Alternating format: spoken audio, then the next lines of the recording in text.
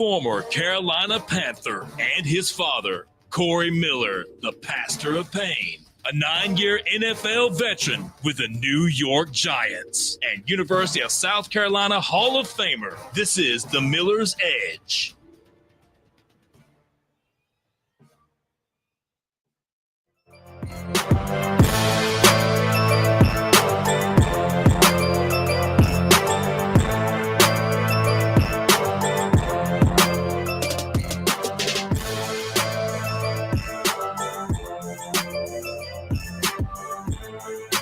And welcome into the Miller's Edge, Tide 100.9, 1230 WTBC. Hope everybody is doing well today. A lot to dive into. Yesterday we had that Regions tournament. There was a lot of talk. There literally, Chase and I were playing a bunch of videos of interviews. You had Charles Barkley, you had Nate Oates, who we're going to get to today. You had Coach Saban, you had Kalen DeBoer. So we were breaking that down. We were listing all that, and we plan on, doing some more of that today. So we will hear about the basketball team, Nate Oates, and also we will hear from Coach Saban. Chase, what was the whole thing was about? Correct me if I'm drawing a blank real quick. The committee thing, right? Yes, it was. Thank you. Yeah, we will get our answer to that. So how about this, Chase? I need to let me make sure I got this set up. When we come back, we're going to jump in all this, but just give me 2 minutes. We're going to go to a quick timeout. When we come back, I can get this screen. I'm having a little trouble here. I just want to make sure I'm good. So if we can, let's take a quick early timeout. Then we come back, we'll dive into it. I just want to make sure we got the stream and everything good. Good deal. All right, you're listening to the Miller's Edge, Tide 100.9, 1230. WTBC, quick timeout, and I promise we're going to get rolling right here. Tide 100.9, 1230, WTBC.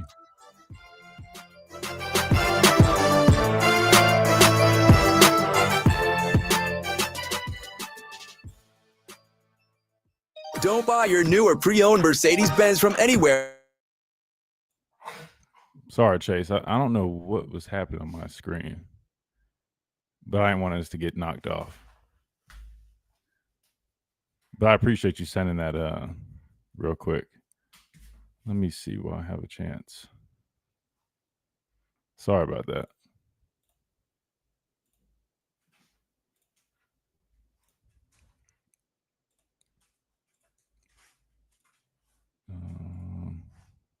Looks good over here.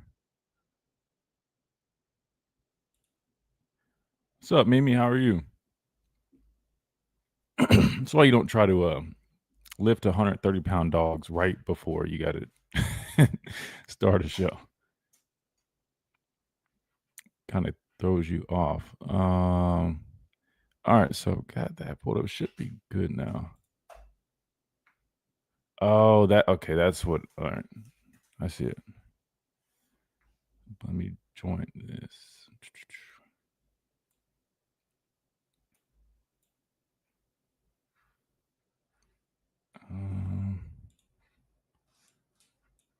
I need to go ahead and send you this while I can too, Chase. Let's see. Who are resilient and won't take no for an answer. We're here for the coaches, athletic trainers, and mentors who are shaping the next generation of legends. We are here for you, aggressively pursuing victory over injury. Learn more at andrewsportsmedicine.com. Townsend Nissan will wow you with offers like this. Up to $4,000 in rebates or 0% for up to 60 months on the all-new 2025 Pathfinder V6 SUVs. We have over 25 in stock. Oh, you want more? Up to $6,000 in rebates on the 2025 V6 Frontiers. And yes, Townsend Nissan has over 20 in stock and ready to roll. And yes, all models are tariff-free. We have 5 models that are under $30,000. Altima, Sentra, Rogue, Versa, and the hot new 2025 Kicks. Shop Townsend Nissan. Wesley Financial Group is not a law firm. If you own a timeshare, don't miss this public service announcement from Chuck McDowell, founder of Wesley Financial Group. If you receive an unsolicited... All is well. It really is. Absolutely. Thank you. Hope all is well with you guys. You can do what's up. How are y'all doing? So we're about to jump in here now. Kind of got a little all over the place for a second. That first segment, trying to get everything set up last second. All right, that's good. Tropical Thursday. I like that, Chase. Tropical Thursday. Nice. All of your options for Oh, see, this is my problem. I'm over here doing a million things. Let me send you this, Chase. I want to try. What I want to do, though, Chase, I really think if I play the audio from my end, I think it also will pick up on y'all's end, too. I want to try that because then what we could do is if there was ever like short clips that we could just like if I just wanted to run a quick little 30-second clip instead of having to send it to you. So I think I could literally just play it on my end with sound.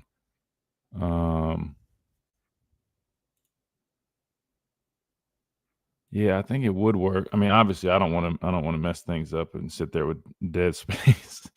But let me I'm gonna send you this one for now. Hold on, this clip. So we'll definitely need to get to this.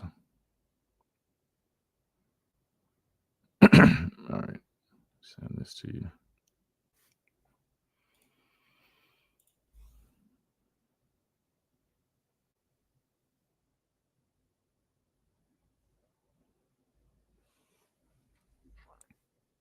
This is Miller's Edge on Tide 100.9.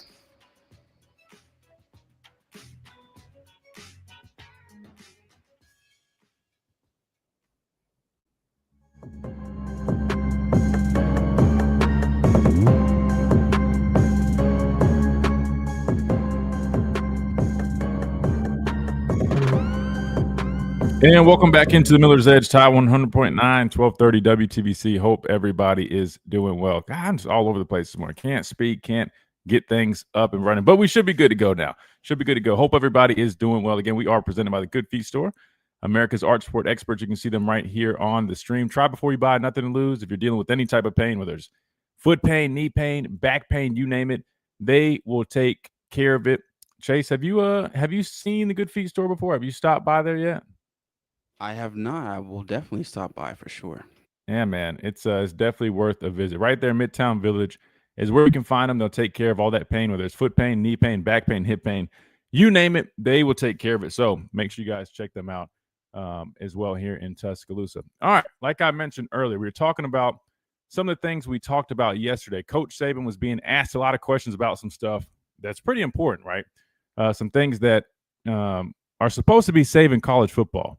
And I was like, and when he was asked about it, he didn't really, how do you explain this? He didn't really go into too much detail. And I remember yesterday, I was like, well, I really want to see like some more, I guess, or hear some more, I should say here, right? Because technically, like he said, he's not even 100% sure what the committee consists of. But I wanted to hear a little bit more.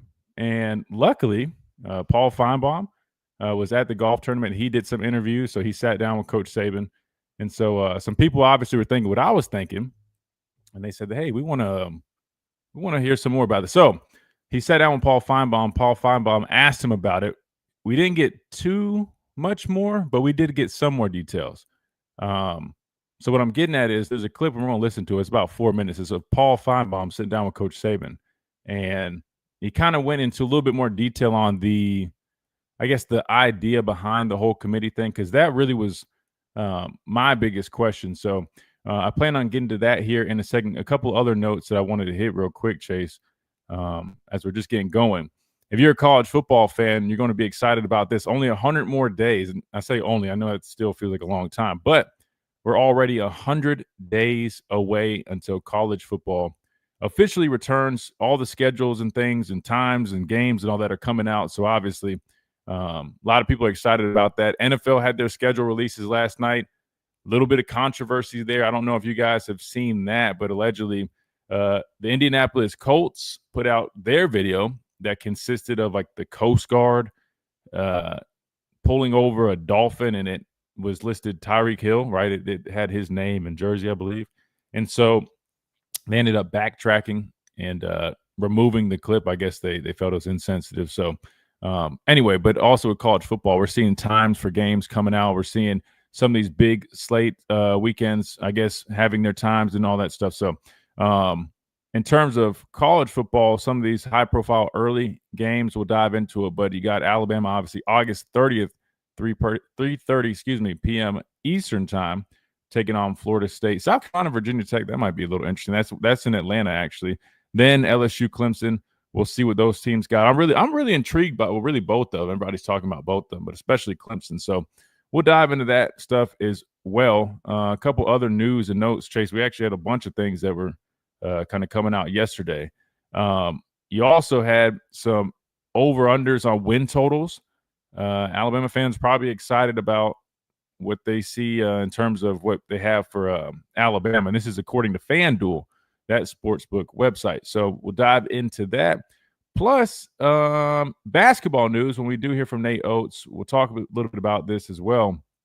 Unfortunately, we did get some bad news regarding Alabama men's basketball. This one refers to LeBaron Philon, who indeed claims that he will stay in the NBA draft and will not be returning to the Crimson Tide this next season. So he already allegedly made Nate Oates aware of that decision. He's all in on the draft, he says. So best of luck to him. But I do know a lot of people were hoping that he could potentially have a change of mind and come back and play for the Crimson Tide at least one more year. But it looks like that will not be happening. Good news is we did kind of, go to the portal, reload, recruit some guys, and obviously still had a lot of talent on the roster as well. So we'll talk a little bit of basketball here later on. But that being said, now that the table's set, because I didn't get it into doing the first one, we had to jump to a timeout real quick to get everything back rolling.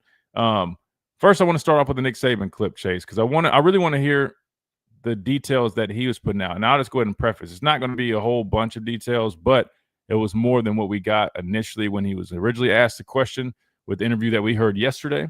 So let's go ahead and hear what Coach Saban had to say when he spoke with Paul Feinbaum at the Regions Tradition Tournament yesterday.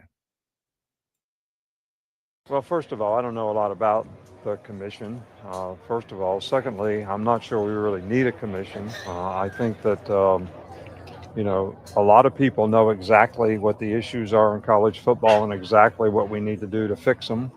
I think the key to the drill is getting people together so that we can move it forward. So, I'm not opposed to players making money. I don't want anybody to think that. I just think the system that we're, the way it's going right now, it's not sustainable and probably not in the best interest of the student athletes across the board or the game itself. So I think we need to protect the brand and the competitive advantages and disadvantages that are being created right now. And I think we can fix all that. But I think we know how to do it. And I think not just me, but a lot of people, we just got to get everybody together to do it. But whether you really went looking for this or not, and I know you didn't, you are now, at least media-wise, the center of attention at the absolute nadir of this conversation. If you could implement changes, where would you start? Well, I think, first of all, the way all this started was, when President Trump spoke at, commencement at Alabama, he said, all my friends are saying college football is really messed up. Let's get together so we can figure out, how to fix it. And so that's how this all got started.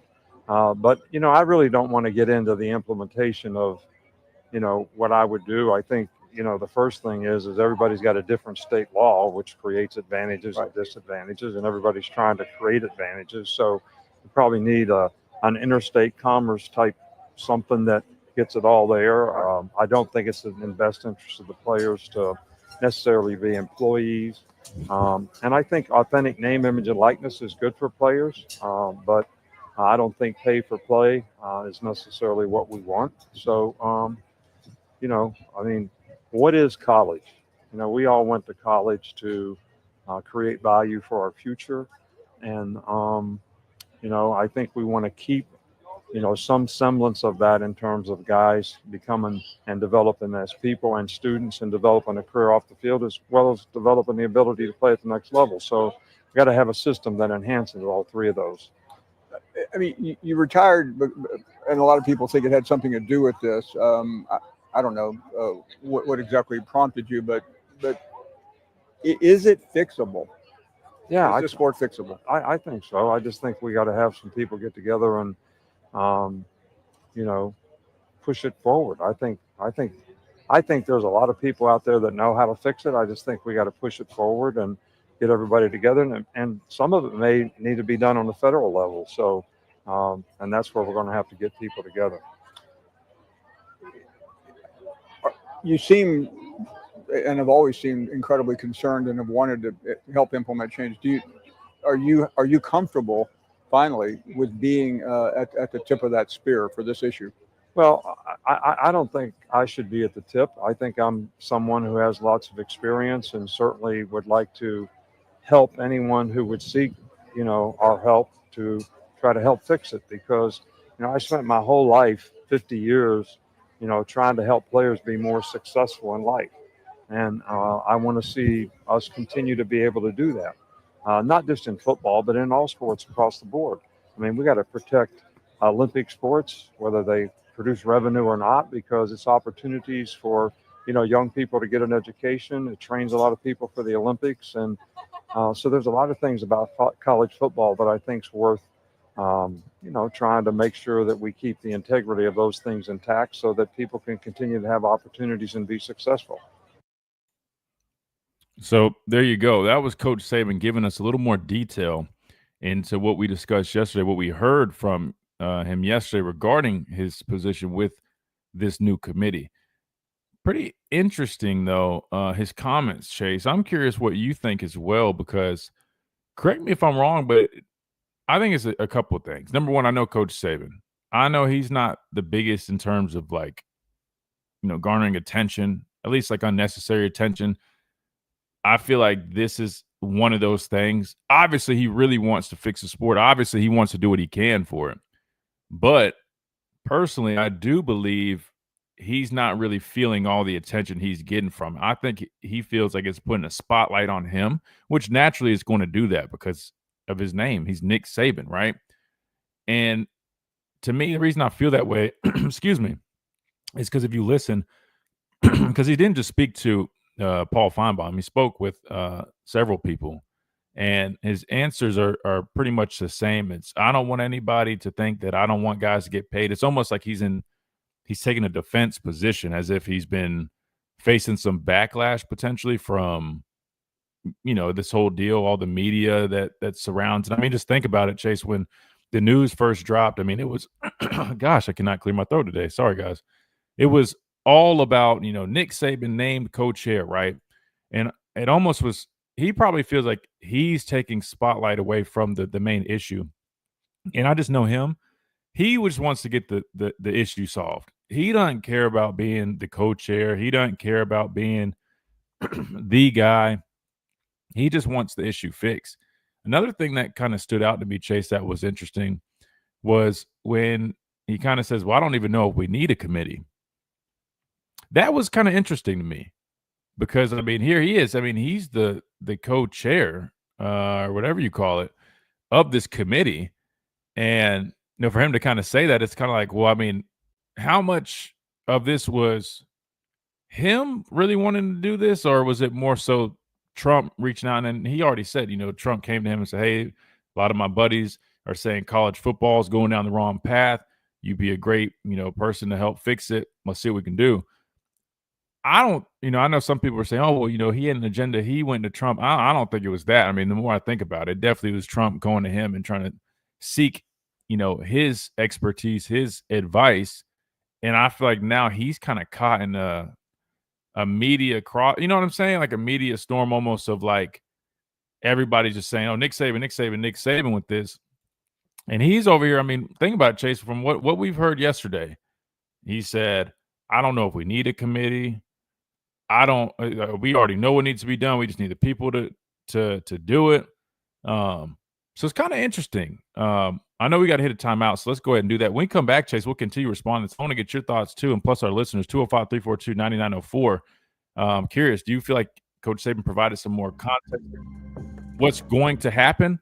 Do you feel good about what's going to happen, or does this leave you a little bit more, I guess, up in the air? Because I'm not going to lie. I mean, right now there's not too much we're really learning other than, you know, he doesn't even know if we need a commission, a commission or a committee. And I guess he just said, we know what needs to be done. We just got to do it. So want to get y'all's thoughts on that. You can always drop us an app message in that app inbox or in the YouTube chat. We can always read that live on air as well. Quick time out. We'll be right back right here on the Miller's Edge, Tide 100.9, 1230 WTBC, presented by the Good Feet Store, America's Arch Sport Experts. We'll be right back.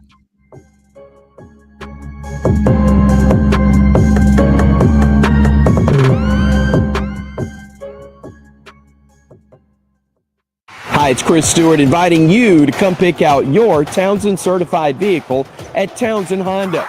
Every Townsend certified vehicle goes through a 125-point inspection and is backed with 12-month, 12,000-mile exclusionary coverage. It's the pre-owned vehicle you want with the coverage you can count on, and it's at a price that'll make you happy. Townsend Honda, Skyland Boulevard in Tuscaloosa, serving West Alabama over 50 years. The perfect time to upgrade your carpet is right now. Get free carpet installation with the purchase of Home Decorators Collection Special Order Carpet. Give your floors a new, softer feel from timeless and trendy options with the performance to support everyday life. Refresh your carpet today with the Home Depot. What's going on, everybody? Welcome in. We're discussing the whole Nick Saban commission deal. If you guys haven't, dropped us a like. That always helps us out. Plus, subscribe to the channel. Again, we do this every day, 11 to 1, Monday through Friday. And we'll obviously start doing some more content, outside of just the show. But appreciate you guys joining.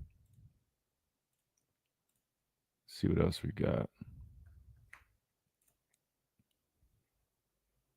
Victory over injury. Learn more at andrewsportsmedicine.com. The all-new Chow's Country Buffet is open now on 1100 Skyland Boulevard, Tuscaloosa. Southern classics with an Asian twist. All-you-can-eat fried chicken, fried catfish, seafood boil, roast beef, brisket, orange chicken, and over 150 additional items. Chow's Country Buffet will be open for lunch and dinner at 1100 Skyland Boulevard, Tuscaloosa. Or check out the website, chowscountrybuffet.com. Call 205-810-8888. The all-new Chow's Country Buffet, Skyland Boulevard. Join us for a meal to remember. Hey, it's Christian Miller, and I want to tell you about our great friends over at Brian Harding Construction. Located in the heart of Tuscaloosa, Brian Harding Construction is woman-owned and strong as steel, a specialty manufacturing firm with expertise in structural steel fabrication, ASME code piping and vessels, CNC machine work, welding, laser cutting, pipe fitting, industrial maintenance, and crane rentals. With a proven track record of over 30-plus years of experience, no one is better fit for the job. For an evaluation, contact Brian Harding Construction today at 205-752-9611. Again, that's Brian Harding Construction at 205-752-9611. Wesley Financial Group is not a law firm. If you own a timeshare, don't miss this public service announcement from Chuck McDowell, founder of Wesley Financial Group. If you receive an unsolicited phone call or mail piece to discuss selling, renting, or especially canceling your timeshare, don't fall for it. If you really want out of your timeshare, hang the phone up immediately or throw that mail piece in the trash and contact your timeshare resort or Wesley Financial Group for assistance with your timeshare. As the only Inc. 500 timeshare cancellation company, our knowledge, experience, and results has made Wesley a trusted resource for over 40,000 families we've helped get out of their timeshare. Give us a call and I'll send you our timeshare exit information kit free with the straight facts about your timeshare and all of your options for cancellation. Call for your free info kit, 800-960-3377. That's 800-960-3377. 800-960-3377. This is Miller's Edge on Tide 100.9.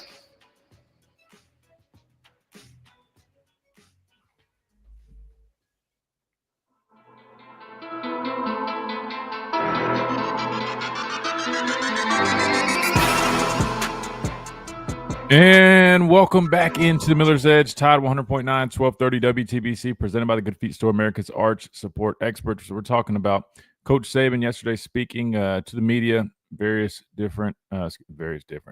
outlets yesterday at the Regions Tradition Golf Tournament. A lot of people were curious about this new role with the commission, with the Trump administration. But as we just heard from his sit down with Paul Feinbaum and others, sounds like either A, he's kind of tired of talking about it, or B, Chase, he really doesn't know too much about it, and he's just kind of just, I wouldn't say annoyed at this point, but did you get that vibe? He's kind of just like, look, man, like, I don't know a whole bunch about it. I don't want to keep talking about it. I'm not against players not getting paid. Or excuse me, I'm not against players getting paid. Let's just move on. I mean, Chase, what did you think of it? Looked like he didn't want to be there. He just wanted to go play golf and give a quick answer, and that was it. I don't know, Christian. It's just a smidge concerning. I know it's brand new. They're still trying to look at logistics and optics of where college football is right now and how they can fix it. But part of me thinks Nick Saban didn't think like, oh, I'm going to get so much attention out of this because of who I am. He didn't put that into perspective. He kind of like, I'm this kind of this outsider. I'm just trying to help and just leave me alone. He's just plastered everywhere. Every article I've read, it's just like, what is Nick Saban's next steps and how can he fix this? So I don't know. Hopefully this doesn't tick him off too much because he kind of likes his own private life. But this is kind of what he signed up for, especially with President Trump and how much he is with the media that is surrounded around him. Absolutely. You're spot on, man. You're spot on. That's kind of the sense I'm getting. Mimi here in the chat says, sounds like you're spot on. To me, Coach Saban always has a plan and a process for results. I just really hope he can get it done correctly. I think he definitely, in terms of getting it done correctly, I think that is definitely possible. I think what it boils down to is kind of like he said, you just got to get everybody on board with it. Because at the end of the day, it doesn't matter how influential he is. He can have influence, but he's not the entire deciding factor, unfortunately. There's going to be laws, legislation, all that has to get approved. It has to go through all the bills. And like he mentioned also, you're talking about this is more so probably going to have to take place at the federal level, hence why Trump would, request his help, his services, right? Because when you have such different legislations at the state level, that's what creates disparity. I think that's the whole idea behind this, about fixing this and, just trying to get it all handled. That being said, I definitely think he can get it done. But in terms of just his reaction, kind of how we're seeing him, I guess, go about it right now, I agree with you, Chase. I know Coach Saban pretty well. I know he's all about team, right? And anytime there's something that puts a lot of spotlight on one guy, he's not really for it. Now, don't get me wrong. I'm not saying like you go win the Heisman. No. I'm not saying he's going to be like, oh, you shouldn't take all that. No. But in terms of like something like this, right? He doesn't want to have his face plastered all over it and be the face of it, especially on something that he didn't necessarily make. Somebody's asking, does that make sense? Like, think about it. Even like with his dealerships, you guys ever think about this? Like, it's not plastered all over the place. Oh, Nick Saban, Mercedes-Benz, every ad is him. Like, no. Like, Coach, you guys know how Coach is. He kind of likes being a team player, kind of being back in the shadows a little bit, especially with stuff like this. Now, obviously, in the media, his job is to be the character. With all this other stuff, he don't want that attention. So I genuinely think that's what it is. He just doesn't. It probably is starting to become more about him than it is changing the rules and legislation, at least right now. But that's just how the media is. I mean, obviously that's going to draw the numbers, the attraction, right? Oh, Nick Saban's going to fix college football, right? And then the other part of it is he definitely probably feels like, to some extent, depending on the perspective you look at it from, and really it shouldn't be this way, but obviously there's going to be people that view it this way. They immediately jump to the conclusion that, hey, Nick Saban now all of a sudden that he's retired, he's trying to clean up college football. We know what that means. He just doesn't want players to get paid. He don't want people doing what he had been doing all these years, because everybody always says that, right? I think he's probably kind of annoyed with that part, and that's why he's saying like, hey, pump the brakes. I mean, I'm not saying anything regarding that. And he's right, though. It's not about them getting paid. It's the other part that he was talking about was it's just the fact that it's become pay to play, right? That's not what it's about. Actual NIL deals, great. That's what it's about. Paying guys just lump sums of money every year, because again, you got to re-recruit just for them to, be on the team, and they're only doing, I don't know, like a sit down with the collective every once in a while. That's not worth $300,000. that might be worth like $1,000 each time they do that, and that's probably a good rate. You get what I'm saying? Like that. That's why he's going after this thing from the pay for play angle, because half these NIL deals are nowhere to be found. There's no true NIL deals really happening. It's really just these guys agree to an NIL number for them to go play there, and that's exactly why it has become a whole pay for play issue. So I just thought that was interesting, and I figured, Chase, that somebody would at least follow up on that. And I know the media initially that spoke with him, they probably wanted to, but he was a little crunched for time. I'm glad that others did follow up and ask that, because I genuinely was curious. He also was asked about how it would look. That was another thing I was interested in hearing about. I can't remember if, I wish I had it pulled up, but basically what he said was, he didn't even want to go into too many details, but he kind of explained the whole true NIL deals, hence like the, hey, Dr. Pepper, BMW, they want to work with you or whatever for your name, image, and likeness, cool.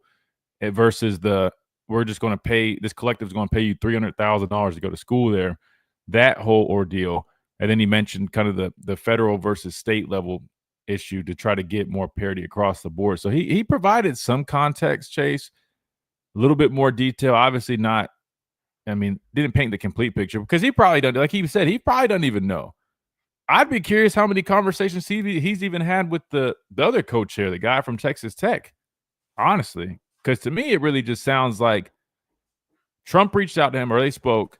He was like, probably, yeah, I'm good with trying to, clean up college football. And then everybody ran with it. All these articles start coming out, boom, boom, boom. And he probably hadn't even had the time to really discuss it in depth like he would like before he's out here advocating and broadcasting things.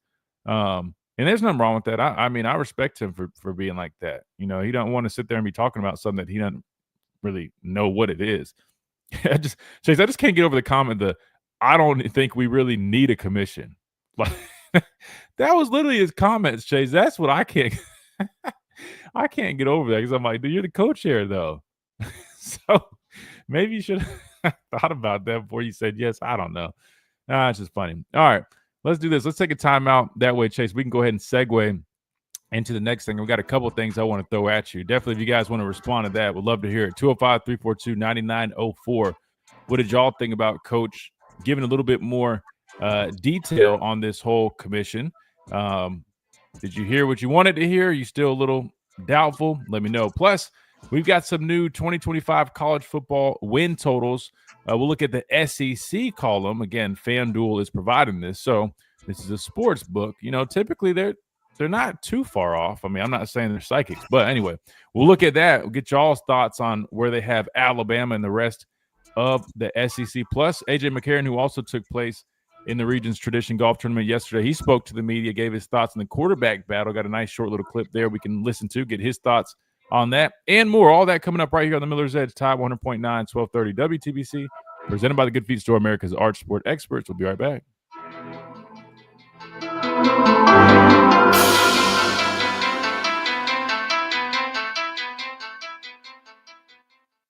The Alabama Securities Commission protects you from financial fraud. Anyone asking you for investment money must be licensed. You're careful with your money. Fraudsters aren't. Before you invest, call our hotline at 1-800-222-1253 to verify the licensing of the person making an offer and the product. Don't lose your hard-earned money. Learn to protect yourself at asc.alabama.gov. Paid for by the Investor Protection Trust and brought to you by the Alabama Broadcasters Association and this station. From our home base in Birmingham, Alabama, we are here treating patients from every generation across the United States and from around the world. We're here for the rookies and the dreamers, trying to make a name for themselves. We are here for the achievers, who are resilient and won't take no for an answer. We're here for the coaches, athletic trainers, and mentors who are shaping the next generation of legends. We are here for you, aggressively pursuing victory over injury. Learn more at andrewsportsmedicine.com. Are you receiving unemployment? Your benefits could be at risk. Here's how you can protect yourself and your benefits. Never respond to mail notifying you of a false claim in your name. Never answer a text message asking you to verify your account. And only respond to official Alabama Department of Labor's social media pages. Report fraud at labor.alabama.gov/fraud. Brought to you by the Alabama Department of Labor, ABA, and the station. The Alabama Department of Labor is an equal opportunity employer program. Auxiliary aids and services available upon request to individuals with disabilities. Dial 711 for TTY accessibility. You're listening to Taylor Electrical Radio. Outlets sparking, lights are blowing. Don't do it yourself, or you'll be glowing. Call Taylor Electric. We do it all. Taylor Electric. Give the boss man a call. Call or text your local electrician, 205-553-0958. What's going on, Brock? Let me pull this up. Oh, I need to send this to you, Chase. Or actually, matter of fact, Chase, let me try this. Let me see if you can hear this. And tell me if you think it will stream. If I played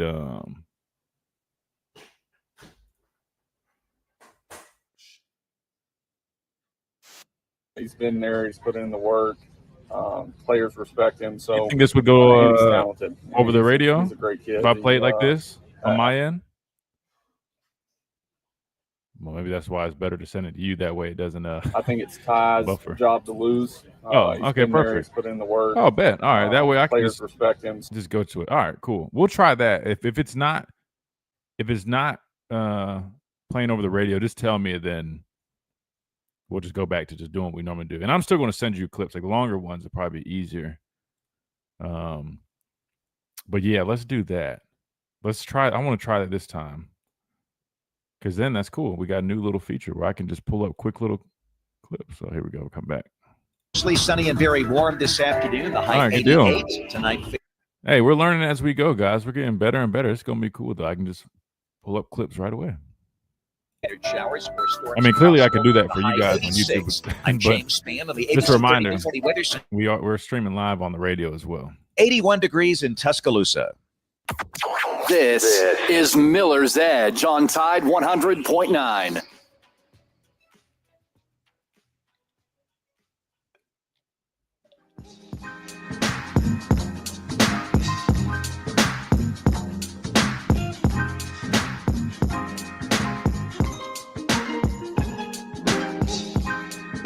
And welcome back into the Miller's Edge, Tide 100.9, 1230, WTBC. Normally I say like, hey, this is the Wednesday edition, Thursday edition. Chase, this week has been a really weird week for me, man. I don't know if it's because I don't know what it is. I mean, now that school's out, not like I was even attending school, but I don't, things are a little bit different, right? When, classes aren't going on, all that stuff. Anyway, I've been like drawing blanks on like first segment. I was all over the place, didn't have it. Now, granted, I was literally transporting a 130-pound dog before hopping on here. But I'll like not know exactly what day of the week it is. I'm like, wait, is it Wednesday or Thursday? Anyway, so hopefully I can get my bearings back moving forward. That being said, we're talking about Coach Saban at the Regions Tradition Golf Tournament. Got his thoughts, well, really a little bit more detail on this new commission. Not completely, I'm not going to say not sold. I don't want to say that. Shout out to Brock. He says he's listening from work, man. Don't get in trouble, but love the support. I wouldn't say I'm not sold, but I don't know if it necessarily scratched that itch like I had yesterday. I am glad that we got some more detail, but I was hoping there would be like a layout of, okay, we're going to look for X amount of people to join, get on board. We're going to attack it from this angle. Obviously, I know Coach Saban, you're never going to get like a whole picture, but we'll see. But I'm definitely going to keep an eye on it and see what it looks like moving forward. I did read a report earlier that allegedly Rich Rodriguez is interested in joining Nick Saban on this commission. So we'll see, Chase. There might be a number of, other sports figures, people that have an interest in fixing the sport, having a voice, join forces. And I think that would be big. It sounded, again, that was one of the things we did get from Coach Saban was that they know pretty much what needs to be done. They just need the voices. They need the people to take action. So, again, if you guys got thoughts on that, 205-342-9904, we're open on the phone lines. Plus, you guys can leave your responses here on the live stream. Again, we are streaming live on YouTube at The Miller's Edge. Be sure to check us out if you like the visual. Watch us do the show. Plus, you can see the videos that we do play and things like that. Also, you can download that Tidal 100.9 app and listen to the show wherever and leave your at messages as well. But talking about the Regions Tradition Golf Tournament, let's continue with that. Yesterday, you had former Alabama quarterback A.J. McCarron, who played in the tournament as well. And he spoke to the media. One of the questions was about this quarterback battle and his thoughts. Let's go ahead and hear what A.J. McCarron thinks of this Alabama football quarterback battle taking place. I think it's Ty's job to lose. He's been there. He's put in the work. Players respect him. So, and he's talented. He's a great kid. I wish him nothing but the best. How could you help them understand what it's like? One of them will be the starting quarterback in Alabama. How would you help them understand what that's like? Yeah, I mean, that's what me and Ty talked about before. Just the pressure of playing at Alabama and expectations, right? So, listen, it comes with it. It's what you signed up for. It's what makes Alabama such a special place to play, I think. Like I tell him, pressure creates diamonds. So go out, have fun, do what you've done your whole life playing the game, and then let the chips fall where they fall. Outside of what he can do on the field and talking with him, what impresses you about who he is that he's ready for the QB1 job? I think he's just a level-headed kid, and you need that not only playing in the SEC, playing the quarterback position, but playing at Alabama. So being able to stay even keel as much as possible. You got to be able to take the good with the bad.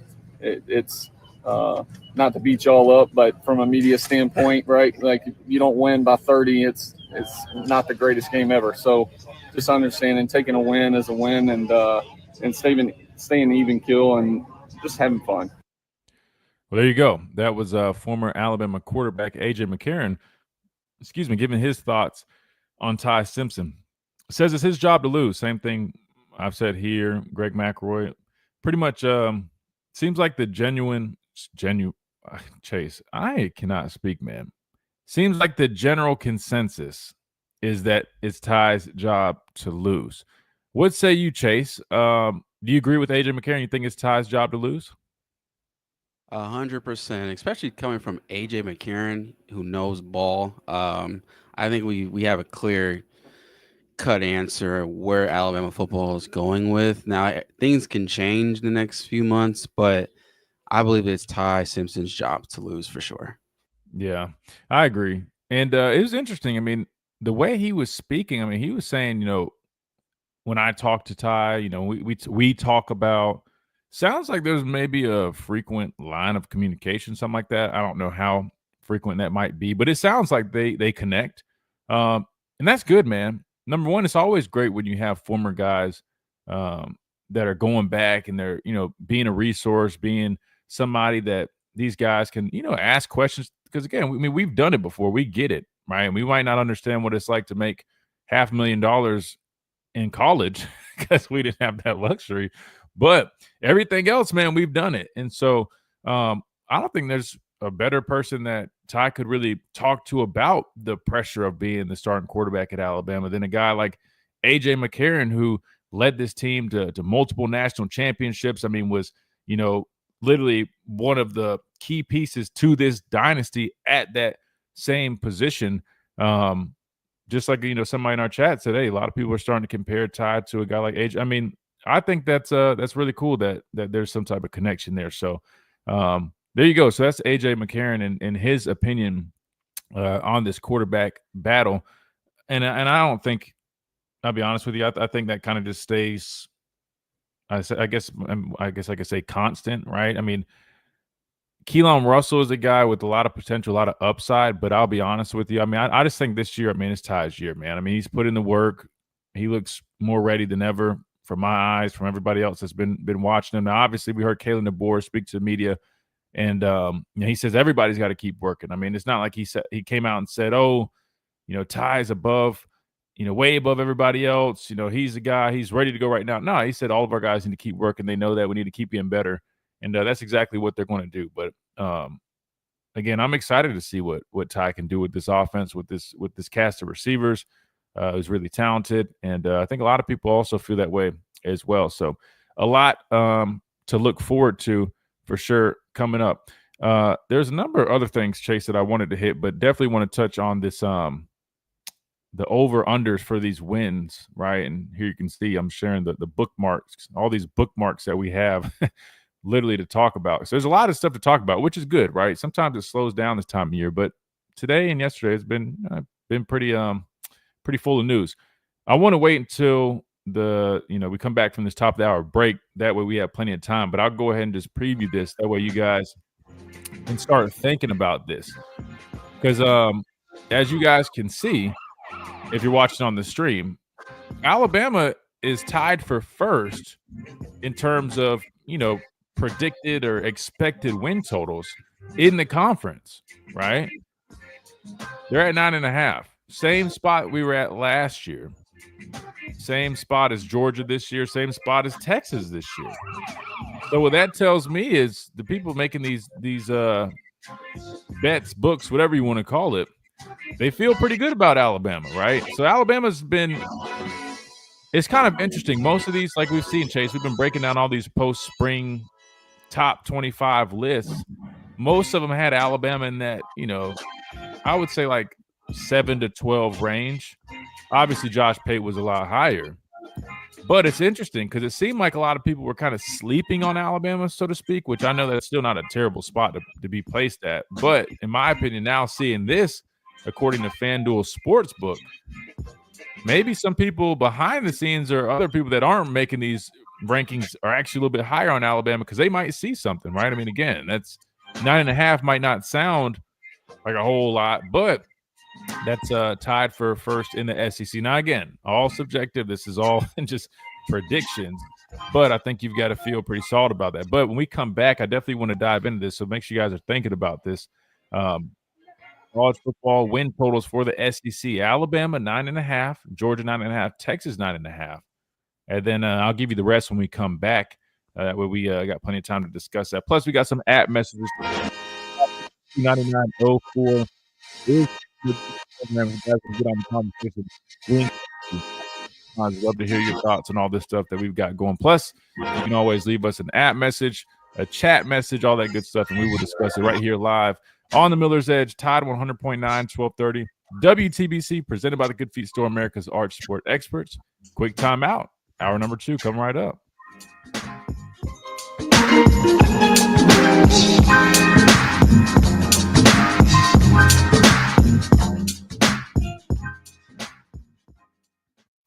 WTBC Tuscaloosa and W265CG Tuscaloosa, a Town Square media station. Tide 100.9 and streaming on the Tide 100.9 app.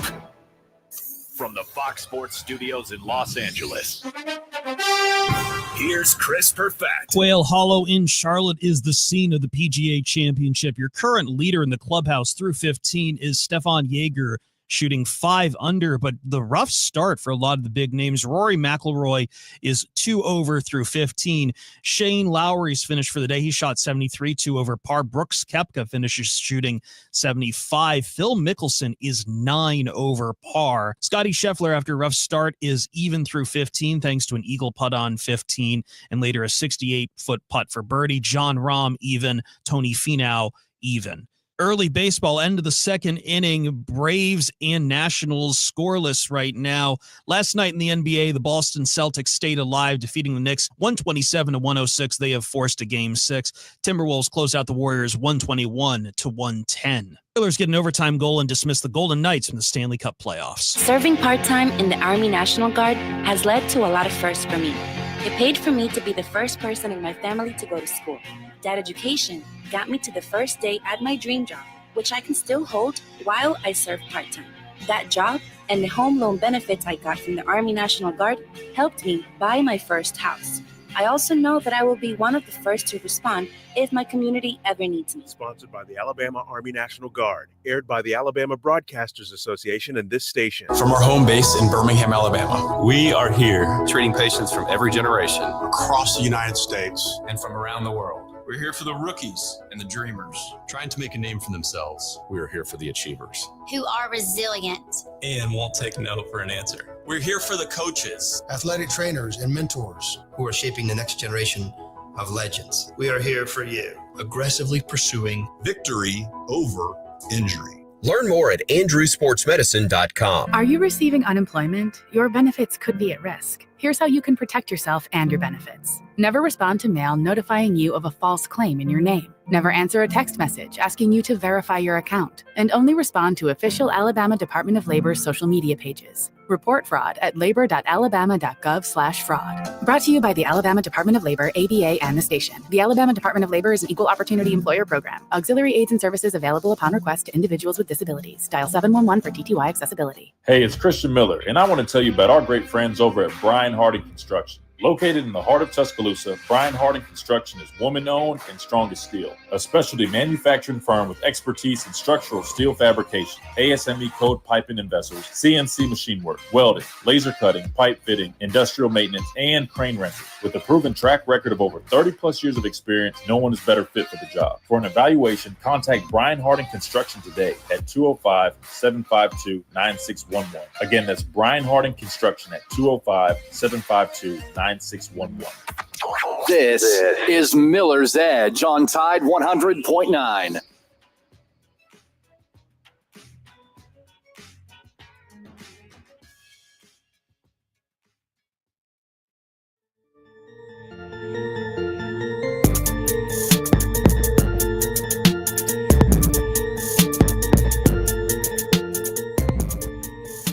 And welcome back into Miller's Edge, Tide 100.9, 1230 WTBC, hour number 2 officially underway. Hope everybody is doing well. We got some pretty good weather coming back up. It was a little rainy, but I don't know. Maybe listen to James Spann. He can probably tell you a little bit better than I can. All right. We left off hour number 1. We were talking about this 2025 SEC win total via FanDuel. Again, this is all just subjective stuff. But I thought it was interesting. Alabama leading the charge along with Georgia and Texas, 9.5 wins, over under, I guess you can call it. Again, if I'm getting the terms wrong, bear with me, man. I'm not a gambler. But Chase, when you see that, man, I mean, number one, what's your over under on that number? 9.5. Now, again, last year we went under. We went 9-3 in the regular season. So we didn't quite reach that. But I remember last year they had us at about that 9.5 as well. But the difference was I think they had like Georgia like 10.5, maybe. I can't remember exactly. But I know I felt 9.5 was a solid number for us last year, given it was the first year under Kalen DeBoer. I expected us to be in that 9/10 win range. Now, I did say I felt we would end up going over and hit the 10-win mark. I did say that. My dad, my dad was he was ticking you guys off. He was saying 8-4. You guys weren't going for. We had a lot of people say, oh no, we're at least hitting 11 wins, but obviously ended up 9-3. Year 1, not too bad, is what it is. Year 2, obviously, there's an expectation that there's going to be a jump. There's a clear expectation that this team is going to be better. You're hearing, countless, comments about the wide receiver room, the defense. Best defense since 2017, statistically, allegedly last season. You got a lot of guys returning. A lot of people are excited. Chase, over under 9.5 wins. You think we're hitting over or under? I don't know if I got Crimson Tide glasses on, but I'm going over with this one. I'm looking at the schedule right now, Christian, and let me share that so people can see it. What you got, Chase? So there's a bunch of games that really can go Alabama's way. I really feel like with Florida State, ULM, and Wisconsin, I think they'll go 3-0. I think those are games that are really under their belt and just they can't start 2-1. I don't think that's something that Kalen DeBoer or their coaching staff, even the players, want right now. I think they want to start fast and strong. Georgia, that's an interesting one. I think they'll take a loss in that one. I could be wrong, and I'll eat crow. Vandy, Missouri, and Tennessee, I think that they take those 3 right there. I think they are really in the hunt that this is our year. So that's 6 wins already. South Carolina, they'll lose that one. I think that's going to be a really hard one to overcome, especially with South Carolina having a bad taste in their mouth from last season. LSU, I think they're kind of trending downwards. That's a loss. So that's 7. You got OU, especially in T-Town. That's a win. That's 8. And then the last 2 with EIU, I don't know. I think that's Eastern. I don't know what EIU is. Yeah, no, you're right. Eastern Illinois. Oh, hallelujah. Okay. And then the Booger Eaters we got with Auburn. I think that's a win. So that's 10. I got them at. So yeah, I think it's gonna be a high year for Kalen DeBoer. His press conferences, and if you look at even with last year, you can tell there was a little bit of nervousness when he started talking to the media and really kind of explaining the football team and what to expect and what he's bringing over with his experience. When you look at it now, I feel like he's owning it. He's not afraid of the moment. He's not afraid of what he's putting on the field. He believes in what he got going on, and he's not afraid about the outside noise. And I believe in Kalen DeBoer, and I think they're going to reach 10, actually. I like it. I like it. I don't think you necessarily have crimson glasses on. No, I think you went down the list. You provided some good context. Nah, man, I don't think you're chapsticking at all. Let me look at this myself. Without further ado, Florida State, W. Monroe, W. Wisconsin, W. On the road versus Georgia. Let me go back real quick. The Florida State game, I don't think it's going to be some like cakewalk, but I definitely think we win that game. Georgia at Georgia. That one's tough, Chase. I don't feel like Georgia, obviously, I know you guys have heard me say this. I don't feel like Georgia's going to have that same dominant team, but they are going to have a bad taste in their mouth after we beat them last year, and we have to go to them. I could see that being an L.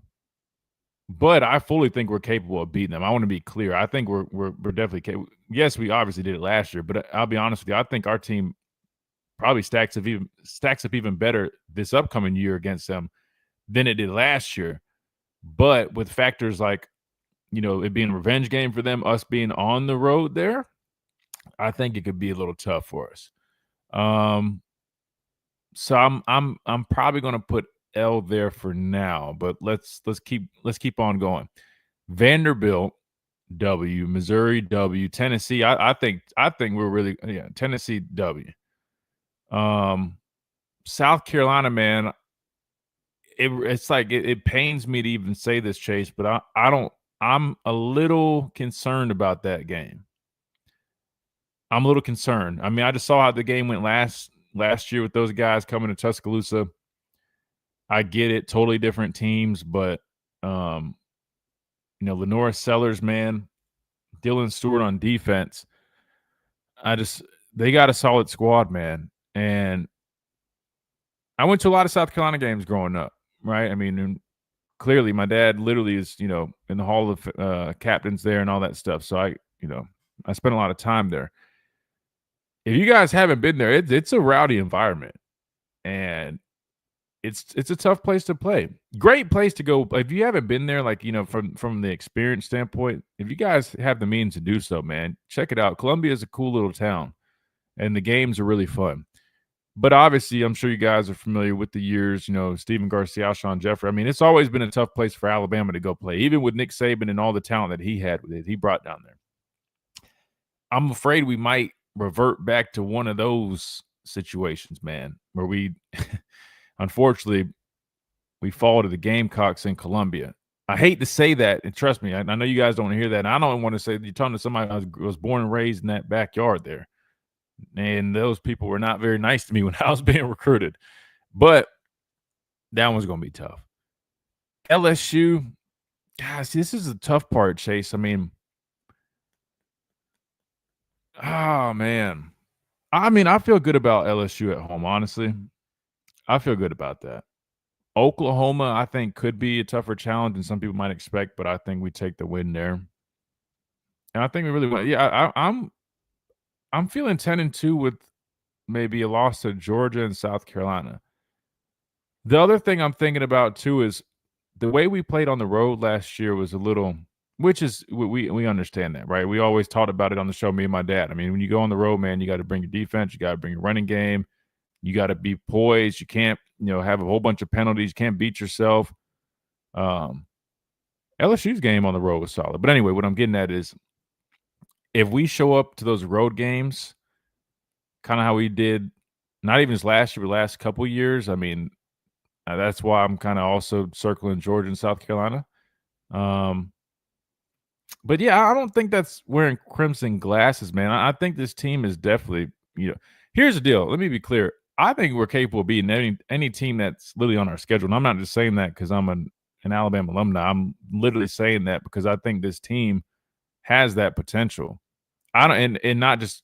Let me take it a step further. I don't think it's just that. I think it's also the fact that I don't really see anybody on here that's too daunting of a team or anybody that intimidates me. Like, again, it normally would have been the Georgia Bulldogs, right? But they don't.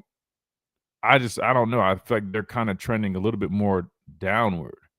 Still going to be a good team, but they're not that same prominent, dominant Georgia team that they've been in my eyes. And I even know some folks over there that would say the same thing. Tennessee, I mean, you lose Nico. I mean, I got to see who else they have coming back, though. And not that he was, the guy, but I mean, you talk about them not really, they immediately have to just go save face and go get the guy that Nico just replaced. I'm a little, I don't know. What I'm getting at is I don't think they're going to be some, huge force in the SEC. That's just my opinion. I think they'll be solid, but I mean, looking at this roster, Chase, I would say South Carolina, maybe LSU. Yeah, I'd probably say those two teams, and then obviously Georgia. Those three teams, I feel like are the most threatening teams, in my opinion. But even then, I would put us at 10-2. That's just my way too early to just kind of look at this. Now, once I go and really break these teams down, because we haven't even got to that part. We got plenty of time, but throughout the course of the summer, I'm definitely going to, watch these guys, watch all these teams, and kind of see what they look like going into this year. And I'll have a better idea. But right now, I'm going to take the over. Now, I'm curious what you guys think. 205-342-9904. We'd love to get y'all's thoughts on this. Alabama set at 9.5 wins. What's your over under? You guys going over, under? What's your prediction for Alabama's record this upcoming season? I want to get your thoughts on that. Plus, you guys can drop it right here in the YouTube chat and the @ message chat. That way we can discuss it when we come back. Plus, we got some callers already lined up, so we'll go there. And we've got an @ message from Tia. We'll hit all that coming up on the other side of this break right here on the Miller's Edge. Tide 100.9, 1230 WTBC, presented by the Good Feet Store, America's arch support experts. We'll be right back.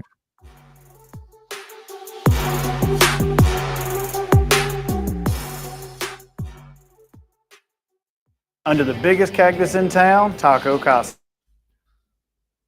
You went to a South Carolina game?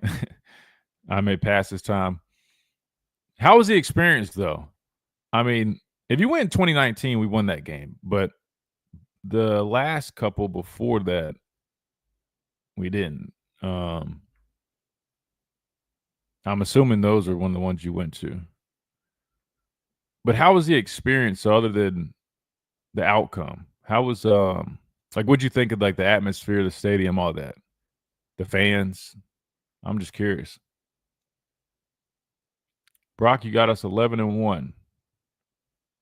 Lost in the Iron Bowl. Oof. Oh, you went in 2019. Oh, so why? But you said you might pass this time. How was it not? Did you not like it too much? Too rowdy? How was it? I do like the sandstorm thing they do with the towels, right? That's pretty cool. I don't know if you guys have seen that, but it's cool and it gets loud. They're kind of like one of those underrated atmospheres, in my opinion.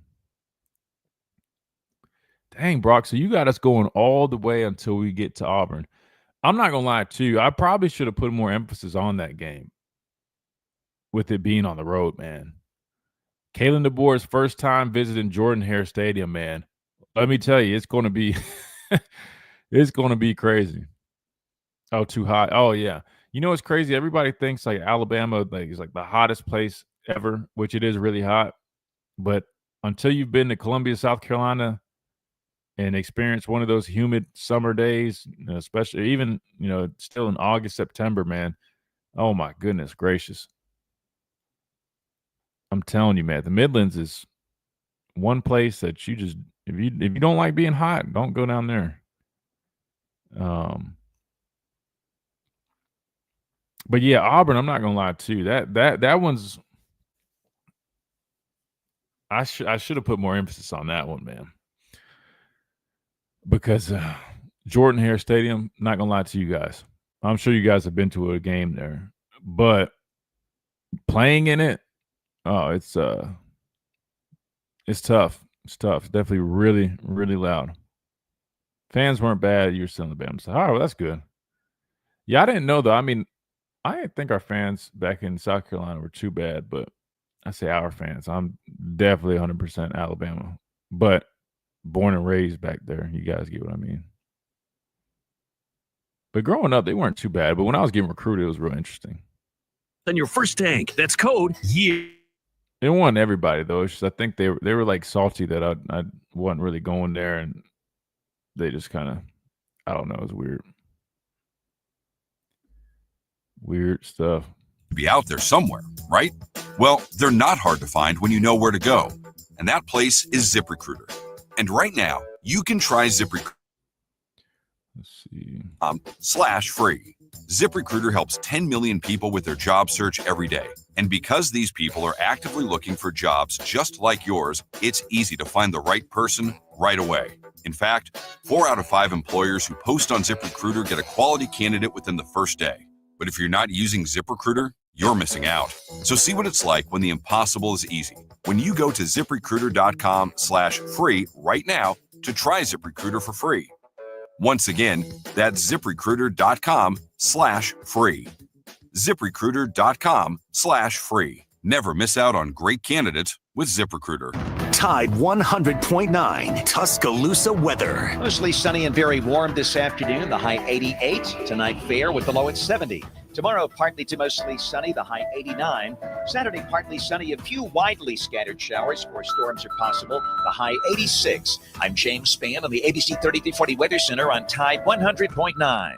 It's 83 degrees in Tuscaloosa. This is Miller's Edge on Tide 100.9.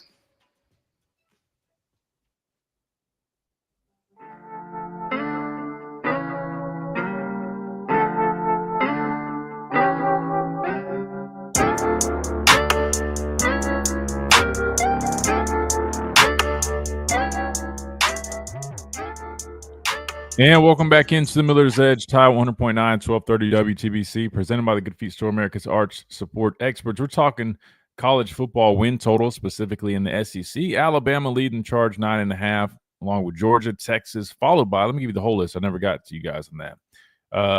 You also have, let me go ahead and share this with the live stream on YouTube.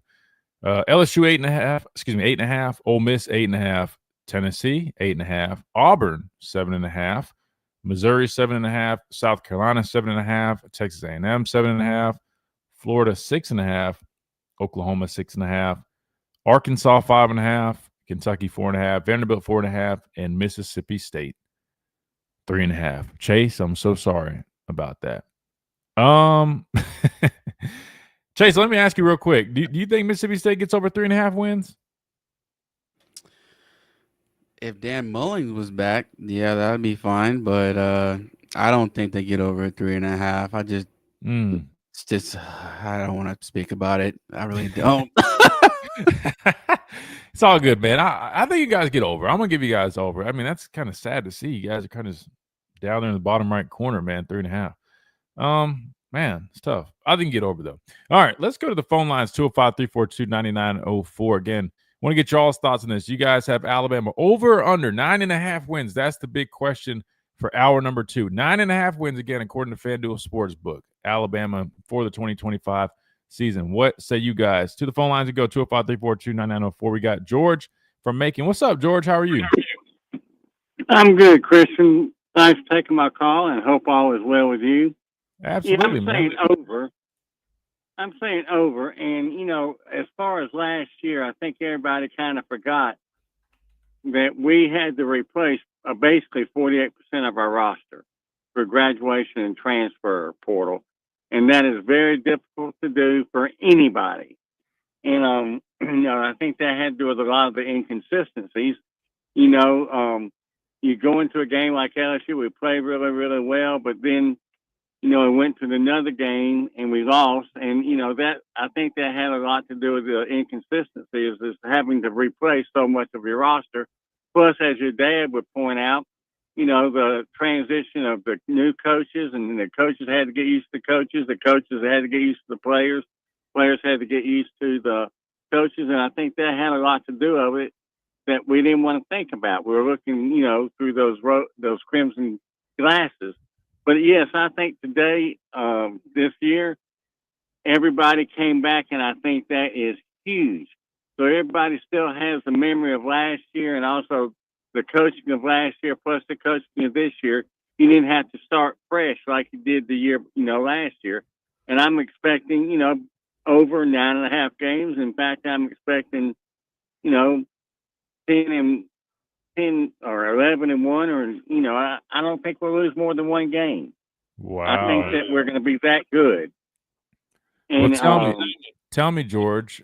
I got the score. I got the schedule right here. Which one of these teams or these games do you feel will be that one loss? The notable ones, I'll throw them at you real quick. You have Florida State to open things up. Week 4, you have Georgia. You play Tennessee at home. You play South Carolina on the road.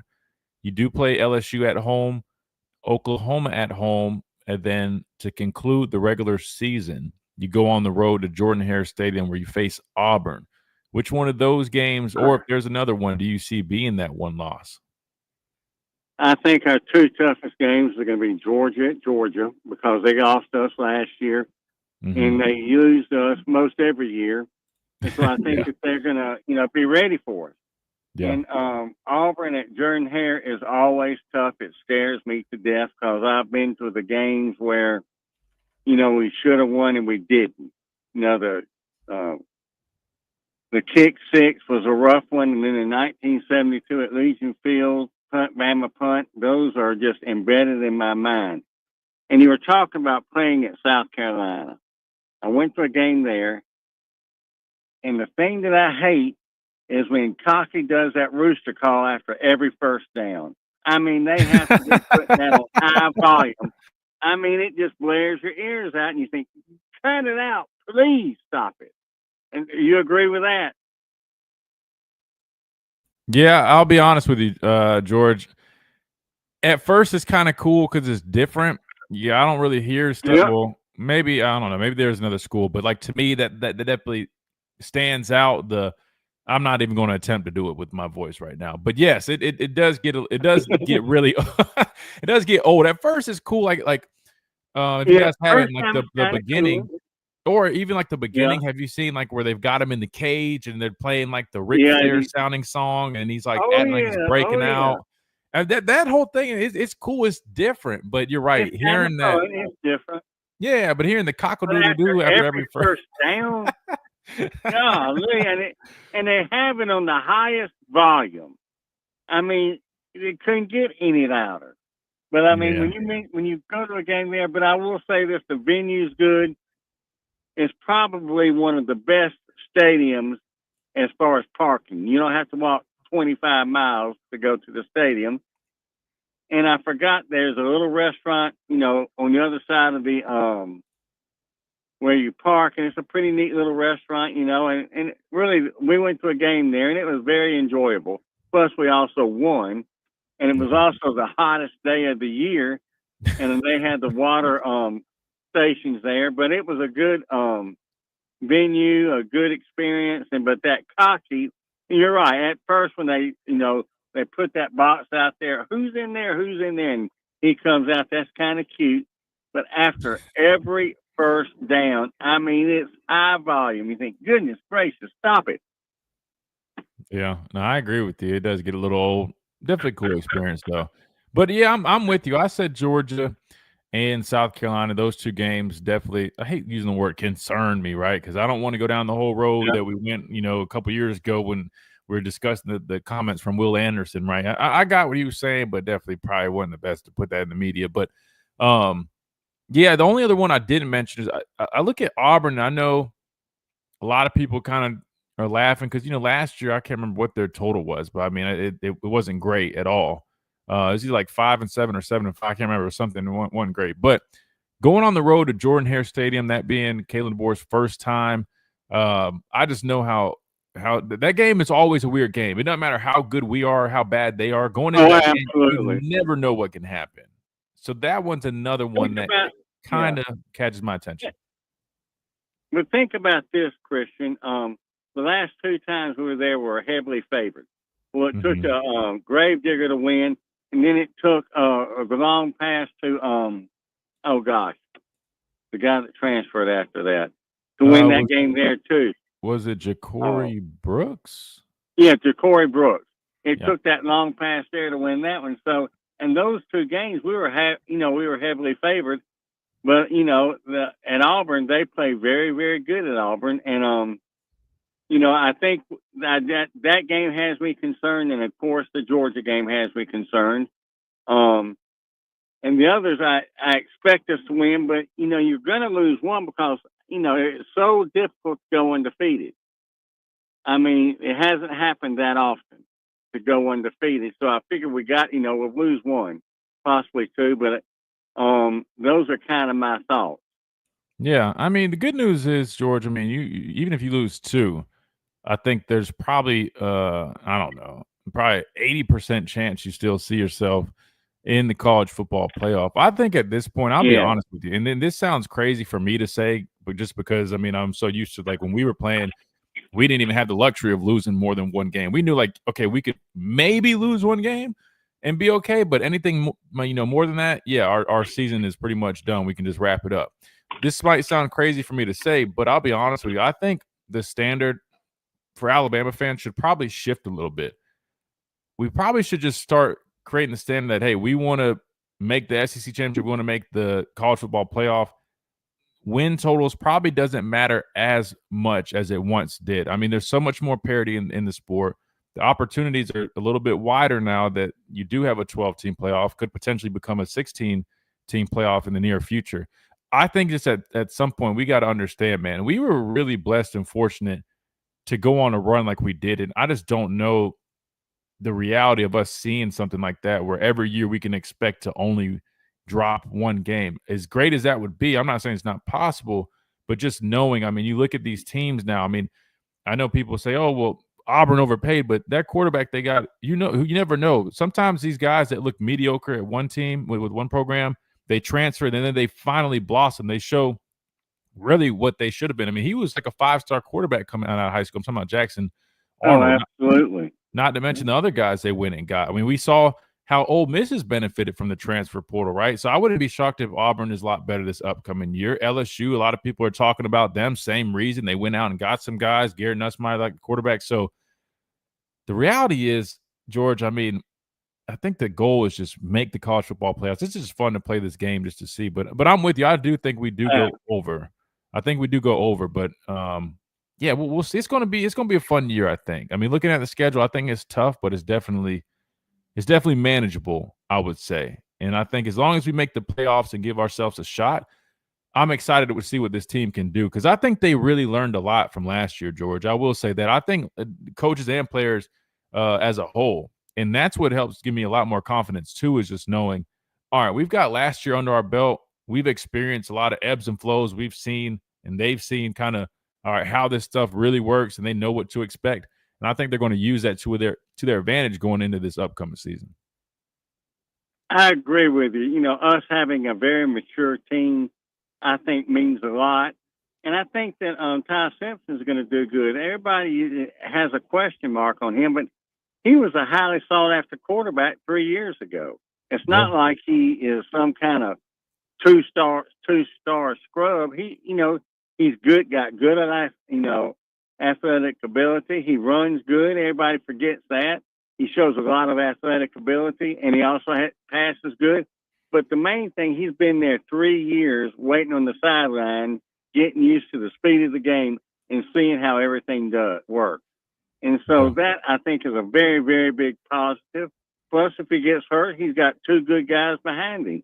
But I think he's going to do fantastic. Just, like Mac Jones. Everybody thought, oh, man, he's not that good, da-da-da-da-da-da. And he had probably one of the best years of any quarterback. Now, granted, the team around him was good, with the team around Ty Simpson. I truly believe, a good quarterback is the sum of the parts. And I think he's got the parts around him, and I think he's got the ability and also the experience to do a great job. And those are kind of my thoughts. And thank you so much for taking my call. I enjoy discussing this with you. Always, George. It's always a pleasure when you call, man. I'm not just saying this either. I mean, you're probably one of the most knowledgeable and ball knowers that we get that call the show, and I love it, man. I always love talking football with you, man. So I appreciate you, George. See ya. Yes, sir. Take care. Good deal. Our buddy George in Macon. Well, I got some ties to Macon. I know some folks from Macon, Georgia. So shout out to Macon. All right. We got to hit a timeout. When we come back, we keep the conversation going. Plus, a couple other things I want to throw at you again. We might get into a little bit of basketball. We still haven't heard from Nate Oates. Maybe we'll at least cover some of what he had to say. But again, got the news from LeBaron Philon. Plus, some updates on our other guys that are seeing themselves in this upcoming NBA draft. Grant Nelson and Mark Sears both posting some really impressive numbers there at the combine. So all that coming up right here on the Miller's Edge, Tide 100.9, 1230 WTBC.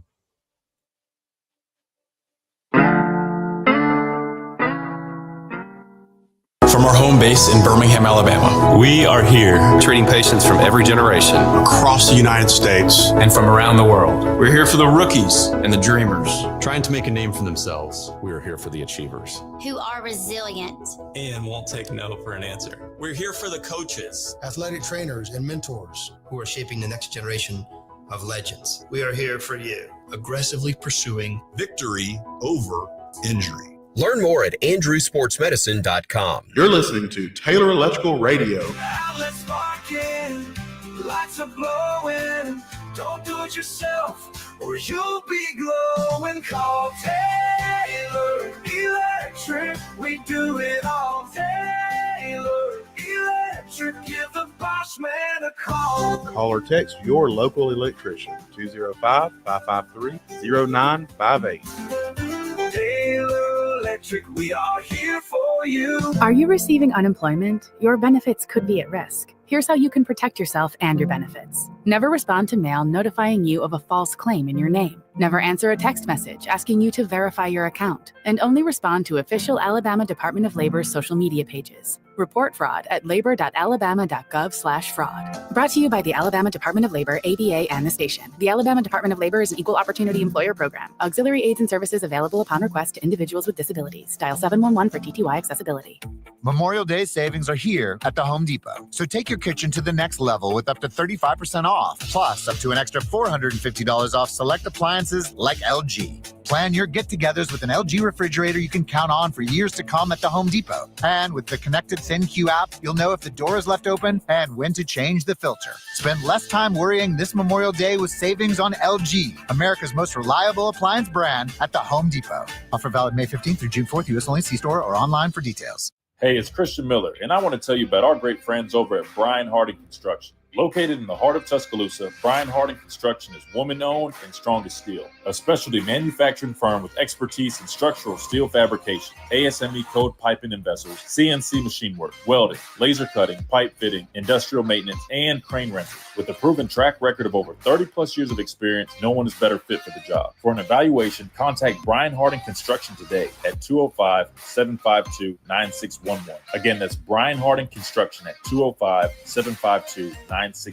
In a world full of impressions, clicks, and empty promises, your trades business needs more than marketing. At Ignite Home Services, we fuel the trades. If you're grinding every day but stuck on a plateau, Ignite Home Services is your secret lead generation weapon. We're not just a marketing company. We are the lead generation experts for the trades. HVAC, plumbing, roofing, you name it. We run hundreds of campaigns built to deliver real, measurable growth. We don't chase clicks, we chase results. Powered by Pipeline Pro, our AI-backed lead tracking system. Preferred media partners with Service Titan, Roofle, Chirp, and yes, we partner with Google. We're tech-driven, human-led, ROI obsessed. So if your residential business is ready to break through the noise, visit igniteinhome.com. That's igniteinhome.com. And let's fuel the trades. This is Miller's Edge on Tide 100.9.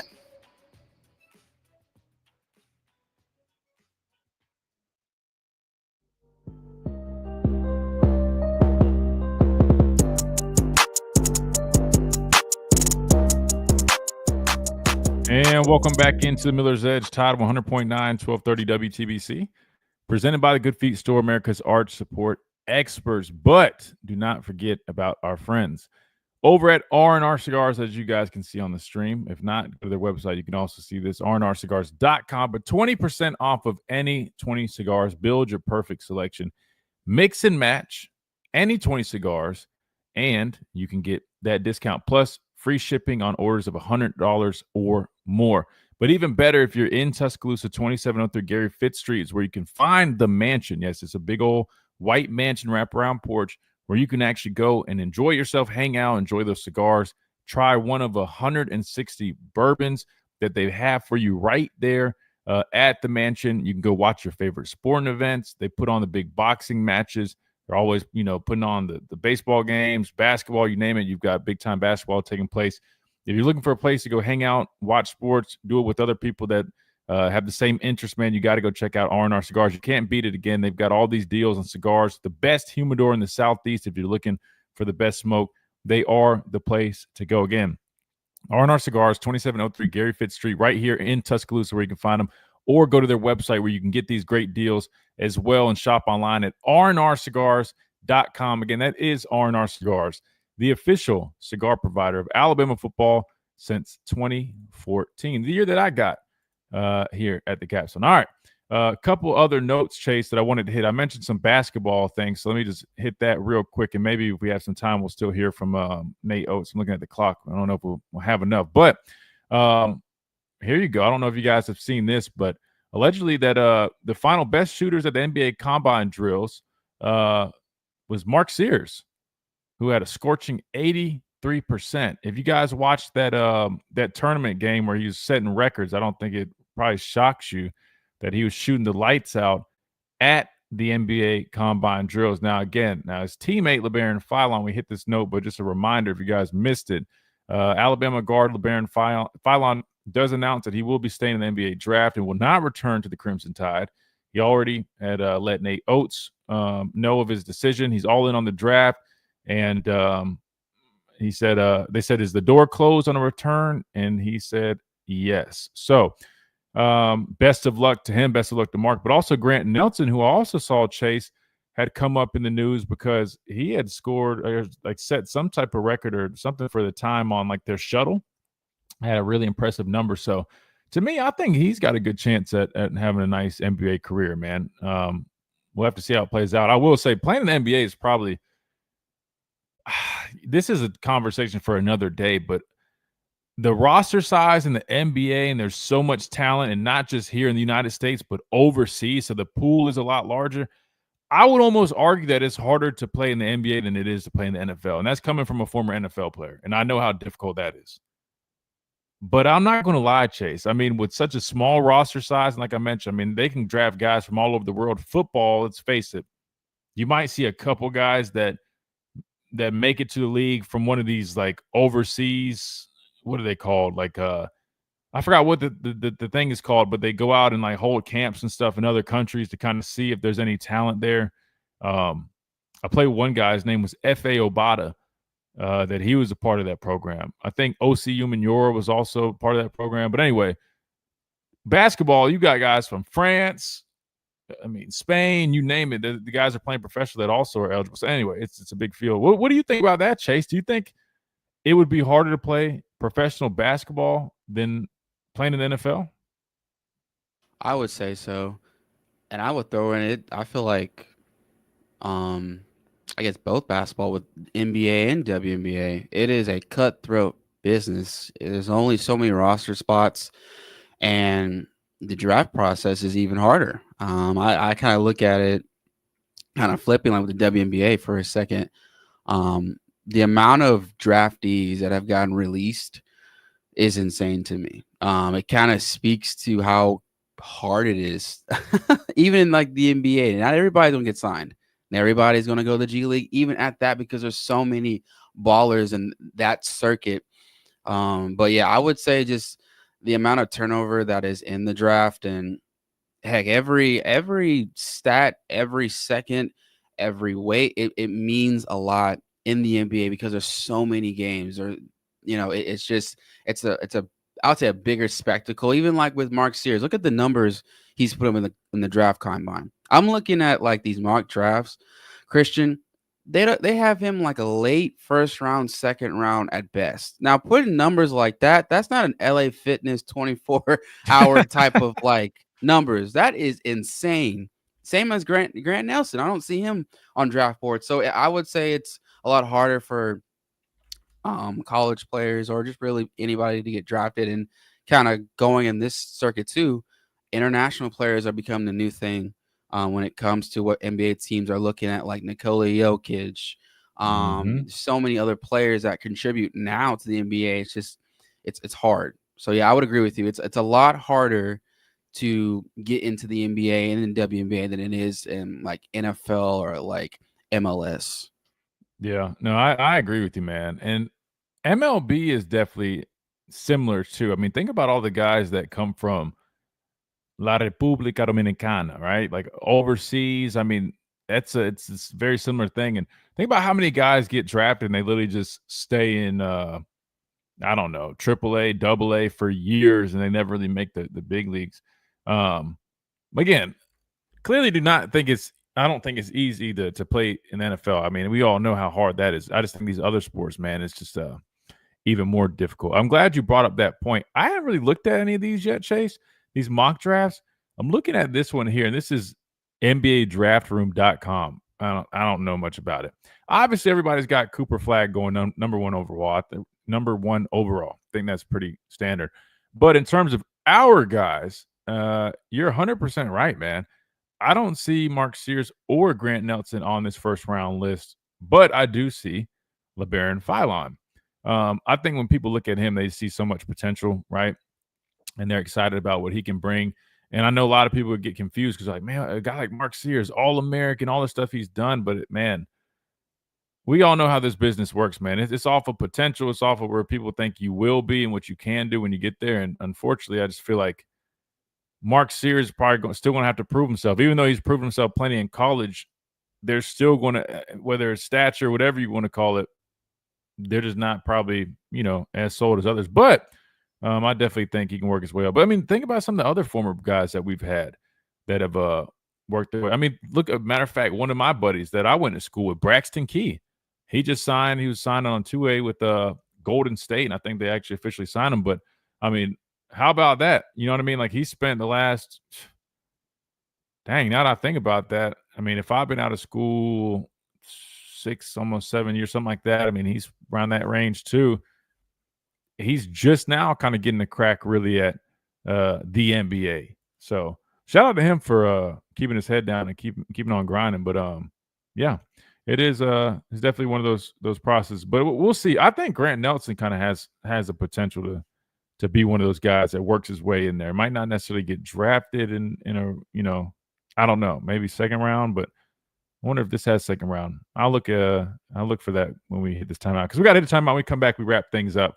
Maybe we'll stick with basketball and listen to that Nate Oates, since we haven't gotten to that yet. I know he had some comments. A lot of people were interested in hearing. Plus, I got a couple other things, but I'm tempted to save them, Chase. One being a list from actually, you know what? Yeah, we got an app message from Tia, so we'll hit that when we come back, and then we'll see where we stack up with everything. But there is a list of top players at a certain position. I don't want to give too much away, but we had 2 players on that list. And the first guy I mentioned, I wouldn't necessarily say it's a shocker, because a lot of Alabama fans wouldn't think it's a shocker. But to me, I think seeing him get that national type of recognition, I was kind of like, whoa, good for him.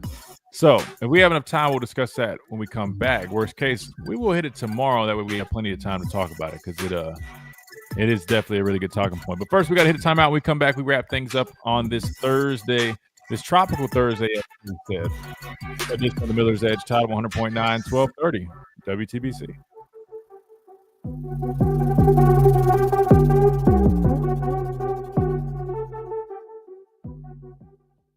365, 24/7. You'll find road and utility crews, tow truck, law enforcement, and first responders working along Alabama's roadways. We're making improvements and helping our communities stay connected. We're working hard to make sure you're safe on the road. Now we need your help to make sure we're safe too. Alabama's move over law requires you to move over a lane when you see flashing lights on the roadside. And if you can't safely move over, please slow down. Visit drivesafealabama.org, brought to you by the Alabama Department of Transportation, Alabama Broadcasters Association, and this station. With Taco Casa, it's not really fast food because it's made fresh every day in the store. The quality hasn't changed. The consistency hasn't changed because we haven't changed anything in the food. It's made fresh every morning in every restaurant. I think buzzwords in today's food industry are locally sourced and high quality ingredients. We want to say, that sounds great. We've been doing that since 1974. Under the biggest cactus in town, Taco Casa. From our home base in Birmingham, Alabama, We are here treating patients from every generation across the United States and from around the world. We're here for the rookies and the dreamers, trying to make a name for themselves, We are here for the achievers. Who are resilient. and won't take no for an answer. We're here for the coaches, athletic trainers, and mentors. who are shaping the next generation of legends. We are here for you, aggressively pursuing victory over injury. Learn more at andrewsportsmedicine.com. Put your party face on. The man from the country is cutting loose. I'm from the country, and I like it that way. Look out, the big man is coming. Tracy Bird. A night filled with his biggest hits. That's the truth. Saturday, May 24th, Pearl River Resort Silver Star Convention Center. Drive to the watermelon crawl. Tickets on sale now at pearlriverresort.com. That's the truth about me. Tracy Bird. Remember the 1970s? A lot has changed, but one thing has not changed: Washington's regulations on local stations. Regulations that make it tough for local TV and radio stations to compete with global big tech platforms. If you want to keep local news and live sports on TV and radio, we need updated regulations. Tell Washington to modernize the rules to help local stations compete. Learn more at nab.org/modernize the rules. This message furnished by the National Association of Broadcasters. Hey, it's Christian Miller, and I want to tell you about our great friends over at Brian Harding Construction. Located in the heart of Tuscaloosa, Brian Harding Construction is woman-owned and strong as steel, a specialty manufacturing firm with expertise in structural steel fabrication, ASME code piping and vessels, CNC machine work, welding, laser cutting, pipe fitting, industrial maintenance, and crane rentals. With a proven track record of over 30-plus years of experience, no one is better fit for the job. For an evaluation, contact Brian Harding Construction today at 205-752-9611. Again, that's Brian Harding Construction at 205-752-9611. Tide 100.9 Tuscaloosa weather. Mostly sunny and very warm this afternoon. The high 88. Tonight fair with the low at 70. Tomorrow partly to mostly sunny. The high 89. Saturday partly sunny. A few widely scattered showers or storms are possible. The high 86. I'm James Spann on the ABC 3340 Weather Center on Tide 100.9. It's 82 degrees in Tuscaloosa.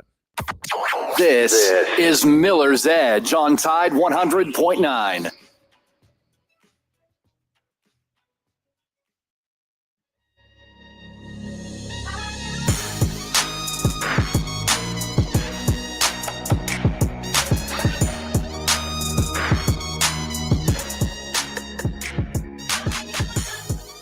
And welcome back into this Thursday edition of Miller's Edge, Tide 100.9, 1230 WTBC, presented by the Good Feet Store, America's arch support experts. Chase, that music obviously is very Latin influenced. Man, I forgot to tell you, I'm learning Spanish and all that good stuff. Anyway, so I've started like playing, video games with some of my friends that speak Spanish. Talk about good practice, man. It's definitely a challenge, but it's fun. And we were running on like Fortnite yesterday, and I realized man, it's picking up, man. My Spanish is getting a little bit better, so maybe that's something you could try, man. Maybe I don't know if you play video games, but if you ever want to, you can hop on with us, and maybe I'll even start streaming there for fun. But you can learn that away. Do you play Fortnite or any games like that, Chase? I used to. I'm more towards like sports games, but I might try getting Fortnite again. Yeah, if you ever get bored, man, let me know. We definitely can run on there. We can get some dubs. All right. Let's as we wrap things up, I know we got an app message from Tia that we need to hit, then we'll see after that how much time we've got left. But let's see what Tia had to say Chase? You got it, Christian. She said, the more I see Coach Saban, the more I respect Coach Kalen DeBoer for taking this job. He won't say it, but it's impossible to escape Coach Saban's shadow. The crazy part is Coach Saban is clearly trying to stay out of the way. I can now clearly see why coaches would not accept this job after Coach Saban left. Just imagine if we're a press conference and reporters had to choose between watching Coach Saban and Coach DeBoer. You have to respect a man who understands that and still accepts the challenge. No doubt about it. I mean, we all knew like following in the footsteps of Coach Saban is obviously going to be a difficult task, but I agree with you, Tia. Actually seeing it in real time, you definitely will realize the significance of it, right? Like the legit. Like I mean, it's not easy. I mean, because anytime Coach Saban speaks, everybody's listening, paying attention, and then especially when they were having him around a little bit last year. And I will say though, Coach did not want to overstep, be in the way. I mean, if they wanted to reach out to him for anything, cool, but he was not trying to, again, overstep or be in the way of anything they were trying to do. And I respect Coach for doing that too. Just imagine, there's some people that have egos out there that would have said, "Oh, they're asking me to stay around and be a resource, so I'm going to go pop in the facility once every week or two. I'm going to go see," like trying to see how things are being run, trying to keep an eye on. Coach does not do that and did not do that at all. He was literally, if they needed something, cool. If not, he was out the way. So I will say, and the reason I mention that is I think that number one should be noted because I respect Coach Saban for that. Because I mean, it probably wouldn't be easy, especially talking about a place that I know we had Bear Bryant, but he talked about in recent years he built this dynasty. Obviously, he wants to see it doing well. But two, I think that helped Kalen DeBoer's transition and also helped him probably feel a little bit more comfortable with such a daunting task because he didn't feel like, hey, not only is it hard to escape this guy's shadow because of the media, but I can't physically escape it because it's literally over my shoulder because he's here all the time. No, that wasn't the case, right? And so I think Coach Saban's approach definitely helped in that manner. But yeah, no, and I think honestly it takes the right person to do something like that, and I think Kalen DeBoer, handles it well, right? I mean, I'm sure it's not easy, but I think at least from what I can tell, he handles it well. He enjoys the challenge, and he really just enjoys being a part of this Alabama culture here, right? I mean, I think it's look, it's an honor. Anybody that says otherwise is lying. But obviously to coach here at the University of Alabama, not just because Coach Saban, but even going back to Bear Bryant, just everything that this program has to offer, it's significant. It means a lot, and I don't think he takes that lightly. And I can tell that he really enjoys being head coach here, and I'm excited to see what he can do moving forward. And I think he'll do a lot of good things here. Again, I can't sit here and guarantee that he's going to win X amount of championships, this or that. But what I can say is, from everything that I know about Kalen DeBoer, he's going to put his best foot forward. He's confident. He takes advantage of everything that we have to offer here that can help him get this program to where it's at. Hence why we have been able to have sustained recruiting, right? I mean, he does everything that he needs to do. He knew that he needed to bring people on board that were more familiar with the Southeast, more familiar with the Southeastern Conference. He did just that. And so, honestly, I think we're really in good shape, and I definitely respect him a lot. And not to mention, and I know people say this all the time, but if you ever get a chance to meet Coach DeBoer, to speak to him, he literally is really one of the nicest people you'll meet, man. Really down-to-earth guy. Means extremely well. I mean, just very, very level-headed and just really just a positive person that loves football, loves to coach football, and just a good dude, man. Down-to-earth dude. So shout out to Kalen DeBoer. All right, as we wrap things up, I will go ahead and just preview some stuff that I had planned. We're going to dive into some of it today, but obviously we've only got just about 2 minutes left in the show. So we will bring these over to tomorrow. So be on the lookout for these. Going to try to get my dad on here because I want to talk a little NFL. I know schedules have been released, but there's some things that have been coming up. Rookie minicamp has been taking place. Might revisit to see kind of how some of our Alabama guys have been doing with that. But also there's something that came up regarding Travis Hunter, Chase. And now with, I guess, the schedule release and all that good stuff, you have an idea on who he's going to be matched up with. And just think about this. I don't know what the game plan is with him in Jacksonville. And again, we're going to save this for tomorrow to really dive into it. But they had a whole list of his matchups at wide receiver and also his matchups at cornerback that he could expect to face this upcoming season. Not going to lie, Chase, I already was, kind of thinking in my head, and you've heard my dad say, like, we've talked about this, man. Playing both sides is already hard. I get it. Everybody did in high school. Doing it at that level in college is a whole nother task. He did just fine doing that. But now we're talking about doing it at the NFL level with the best of the best, right? The 1%, the true 1%. Is it possible? Can he do it? We're going to find out. We will find out. But tomorrow we'll dive into some of these matchups, Chase, that he's looking at. I'm just going to be honest with you, man. I don't know. I don't know how he's going to fare doing it. If he's going to be able to do it in the same capacity, I don't know. But some of these matchups that he's going to have this upcoming year, man, are going to be tough. So we'll talk a little NFL action tomorrow as well. Plus, preseason stuff coming out, looking ahead things, right? Well, there's been some names coming up on people to look out for on Alabama's roster, and one of them definitely really stood out to me. We'll talk about those guys tomorrow. There's a couple of them, plus more, all right here on the Miller's Edge, Tide 100.9, 1230. WTBC, presented by the Good Feet Store, America's Arch Sport Experts. Appreciate everybody hanging out with us, whether you're listening via radio, Tide 100.9, 1230 WTBC, the app, on our live stream. Shout out to all our listeners. Shout out to Chase behind the glass, the man that makes the magic happen. And per usual, we will do this again tomorrow right here, Tide 100.9, 1230 WTBC, and YouTube on the Miller's Edge. Appreciate you guys, and we'll see you guys tomorrow, 11 a.m. Central Time.